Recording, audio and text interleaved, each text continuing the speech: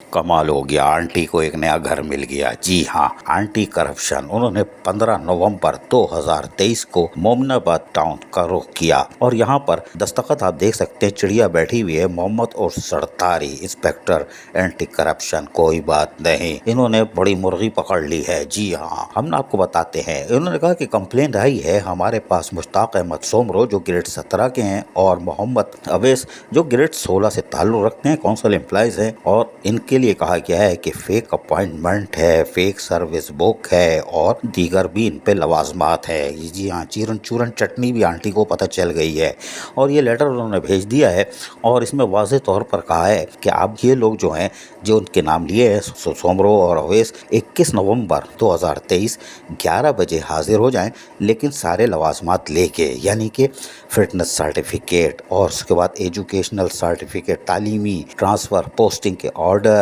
पहली pay slip bank की, और ये सारी चीज़ें जो भी आप लाएंगे वो additional director local fund audit और एडीएलजी से वेरीफाई करके, हाँ फ्राई करके ही लाइएगा भाई, इनसे फ्राई करिएगा। इनको फ्राई करने का मौका मिल गया, कोई बात नहीं, ऐसे थोड़ी फ्राई कर देंगे, लेकिन फिर तेल घी तो लगता है, गैस भी लगती है। आंटी ने पकड़ लिया है और मुश्ताक सोमरो गिरफ्त में आते दिखाई दे रहे हैं और साथ में ओवैस भी। अब हम तो डूबे थे सनम, ओवैस को भी ले डूबे, कोई बात नहीं, लेकिन आंटी क्या करेंगी ये हमें नहीं मालूम, इसलिए कि हमारे पास ऐसे अफसरान मौजूद हैं जो हल्फन कहते हैं कि हम नैप और आंटी से बिल्कुल नहीं डरते। जी हाँ, हम बड़े धड़ल्ले से बोल रहे हैं और रवानी से बोल रहे हैं, इसका मतलब अफसरान के नाम भी जानते हैं, हमारे मुंह पे बोला है।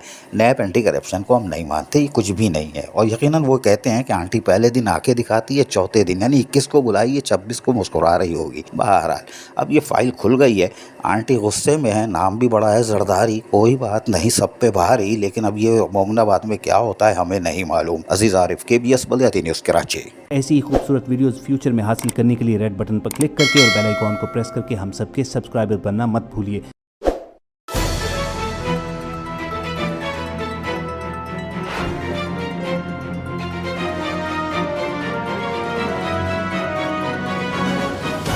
KBS बलियाती न्यूज़।